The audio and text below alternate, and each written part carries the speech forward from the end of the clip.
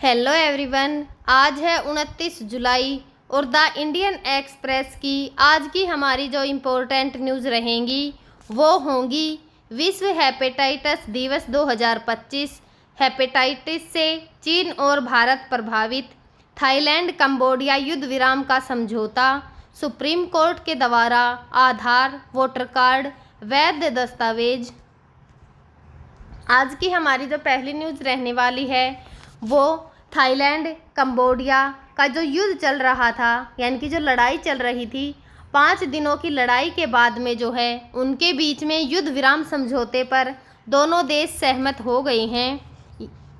यह न्यूज़ जो है वो चर्चा में किस लिए है? जो थाईलैंड और कंबोडिया है वह 5 दिनों की घातक सीमा लड़ाई के बाद जो है 28 जुलाई 2025 को मलेशिया में जो वार्ता हुई है उसके बाद आधी रात से तत्काल और बिना शर्त जो है युद्ध विराम पर उन्होंने सहमति जताई है। यह युद्ध जो है युद्ध विराम मलेशियाई जो प्रधानमंत्री हैं अनवर इब्राहिम की जो मध्यस्थता है उससे हुआ है, जो कि आसियान के वर्तमान अध्यक्ष हैं। ये जो संघर्ष है इसमें कम से कम 35 लोग मारे गए हैं और 3 लाख से अधिक लोग जो हैं वो विस्थापित हुए हैं। दोनों देशों ने जो है एक दूसरे पर हिंसा शुरू करने का आरोप जो है वो लगाया है, जिसमें भारी तोपखाने और जो थाईलैंड की ओर से हवाई हमले हुए हैं वह भी शामिल हैं। युद्ध विराम के हिस्से के रूप में जो है दोनों देशों ने जो सैन्य कमांडर हैं उनकी 29 जुलाई को सुबह 7 बजे बैठक होगी और 4 अगस्त को कंबोडिया में जो जनरल बॉर्डर कमेटी है उसकी भी बैठक होगी। जिसके अलावा दोनों देशों के बीच में प्रधानमंत्री हैं और जो विदेश मंत्री हैं और रक्षा मंत्रियों के स्तर पर सीधा संचार जो है वो बहाल होगा। और मलेशिया, अमेरिका और जो चीन है उनने जो ये प्रक्रिया है इसमें बहुत ही इम्पोर्टेंट रोल जो है वो अदा किया है, जिसमें जो अमेरिकी राष्ट्रपति डोनाल्ड ट्रंप हैं उन्होंने दोनों देशों को व्यापार समझौते पर बातचीत रोकने की धमकी दी थी जब तक कि युद्ध विराम जो है वो नहीं हो जाता।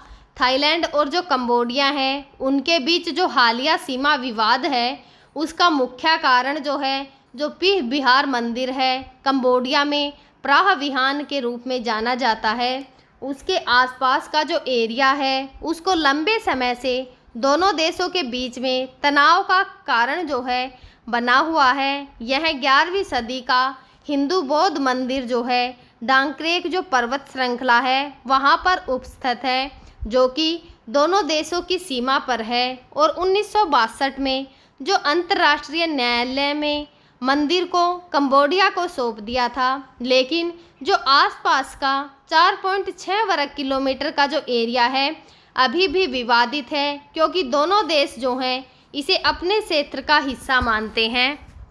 जो विवाद है उसकी जड़ें जो हैं वो ऐतिहासिक और जो औपनिवेशिक सीमा है उसका निर्धारण जो है की गई है, विशेष रूप से जो 1904 और 1907 में फ्रांस और जो सियाम है जो कि थाईलैंड के पहले के नाम है उनके बीच में हुए जो समझौता है उसमें, जिन्हें दोनों पक्ष जो है अलग अलग तरीके से व्याख्या करते हैं।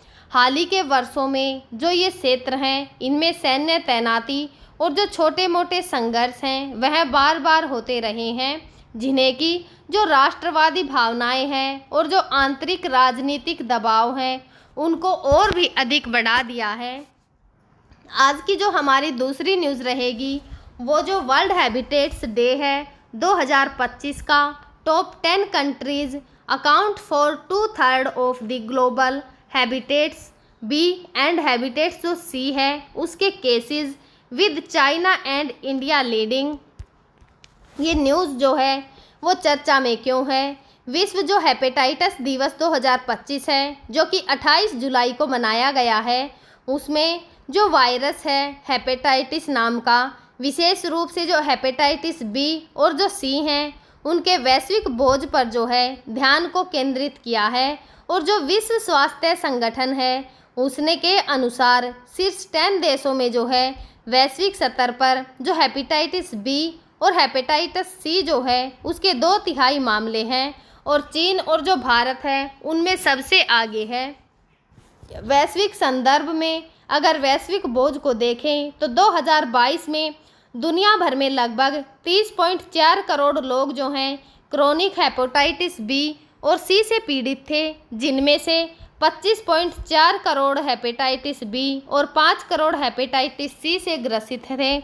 जो ये देश हैं इन बीमारियों के कारण हर साल 13 लाख मौतें होती हैं, यानी हर दिन लगभग 3500 लोग अपनी जान जो है वो गंवाते हैं। शीर्ष 10 देश जो हैं वैश्विक हेपेटाइटिस बी और सी के मामले जो हैं चीन में, भारत में और जो इंडोनेशिया, पाकिस्तान, रूस, अमेरिका जैसे जो देश हैं उनका योगदान इसमें 50% है।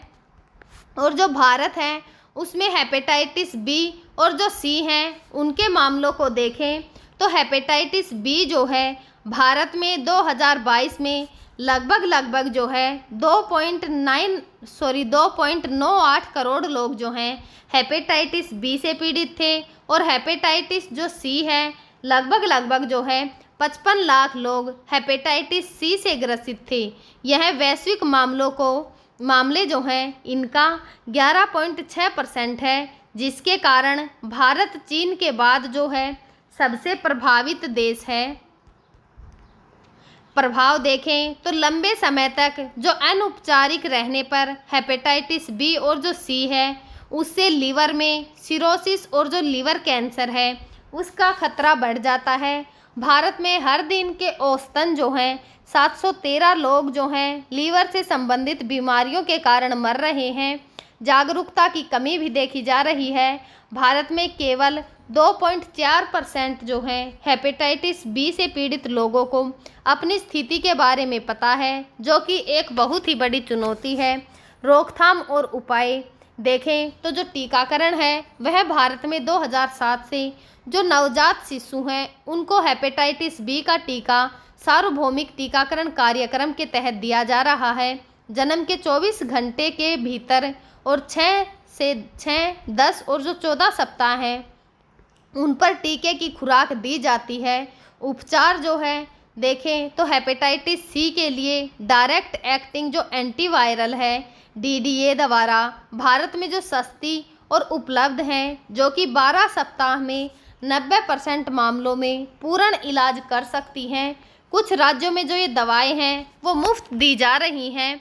अगर राष्ट्रीय कार्यक्रम देखें तो 2018 में शुरू किया गया जो ये राष्ट्रीय वायरल हेपेटाइटिस नियंत्रण कार्यक्रम है 2030 तक हेपेटाइटिस बी और जो सी हैं इसको ख़त्म करने का लक्ष्य रखता है। अगर चीन में हेपेटाइटिस बी और जो सी हैं उसके मामलों को अगर देखें तो चीन में हेपेटाइटिस बी और सी के मामले भारत से अधिक हैं, जिसके कारण यह वैश्विक स्तर पर सबसे अधिक प्रभावित देश है। हालांकि सटीक जो आंकड़े हैं इस संदर्भ में उपलब्ध नहीं हैं, लेकिन चीन में जो है 50% से अधिक वैश्विक हेपेटाइटिस बी और सी के मामले जो हैं वो देखे जाते हैं।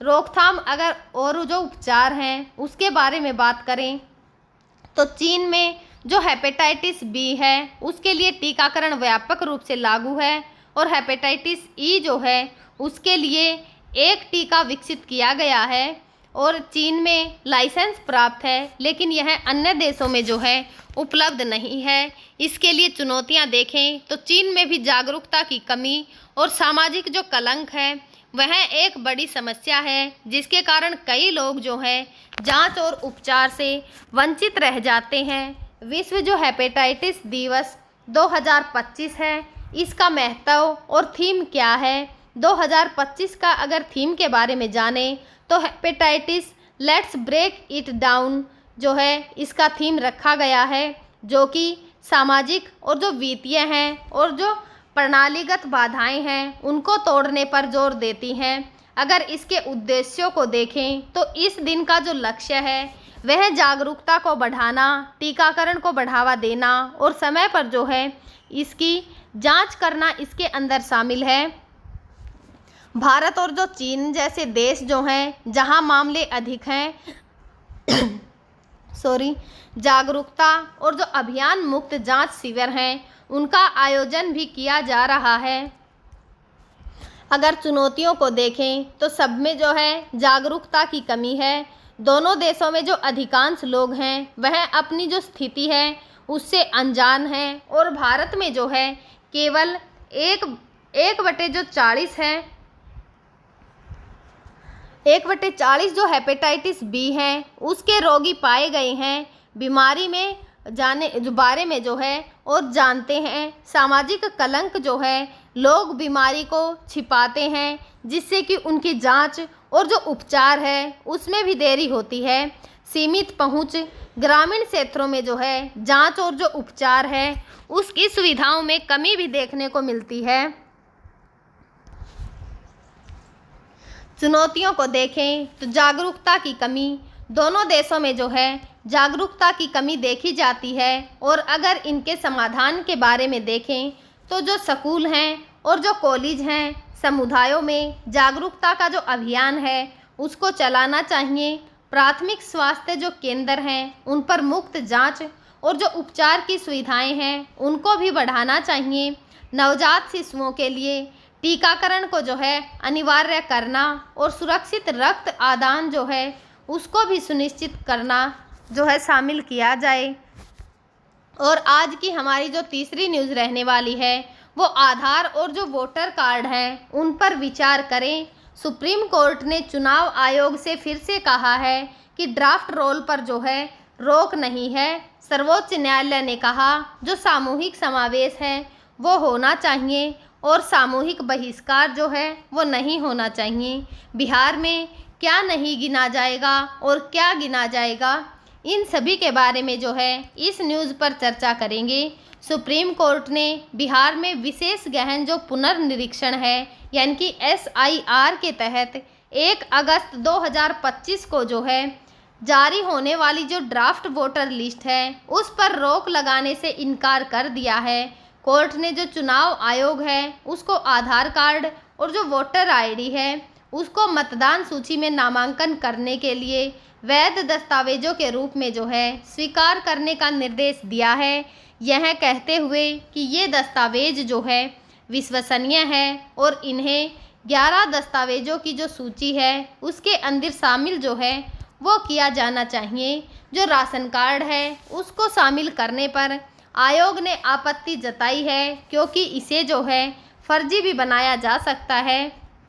कोर्ट ने यह भी स्पष्ट किया है कि जो ड्राफ्ट लिस्ट है उसकी वैधता की जो याचिका है उसके अंतिम निर्णय जो है उस पर निर्भर करेगी और यह प्रक्रिया जो है इसमें किसी भी अवैधता के पाए जाने पर इस मुद्दे को जो है रद्द किया जा सकता है। अगली सुनवाई की तारीख जो है या फिर जो बहस का शेड्यूल तय करने के लिए कोर्ट जो है मंगलवार 29 जुलाई 2025 यानी कि आज जो है चर्चा का निर्धारण करेगी। आधार कार्ड की विश्वसनीयता को देखें तो विश्वसनीयता को लेकर सुप्रीम कोर्ट ने हाल ही में इसे मतदाता सूची में नामांकन के लिए जो है वैध दस्तावेज माना है क्योंकि यह एक विश्वसनीय और सुरक्षित पहचान पत्र है जिसमें कि बायोमेट्रिक और जो डेमोग्राफिक जानकारी है वह शामिल होती है। आधार को भारत सरकार द्वारा जारी किया जाता है और इसे यूनिक आइडेंटिफिकेशन जो है अथॉरिटी ऑफ इंडिया द्वारा सत्यापित किया जाता है। इसकी जो प्रामाणिकता है इससे वह बढ़ जाती है। जो लेकिन हालांकि कुछ चिंताएं जैसे कि जो डाटा है उसकी डाटा की गोपनीयता, डुप्लीकेट आधार और जो तकनीकी त्रुटियां हैं उनकी संभावना जो है उठती रही है।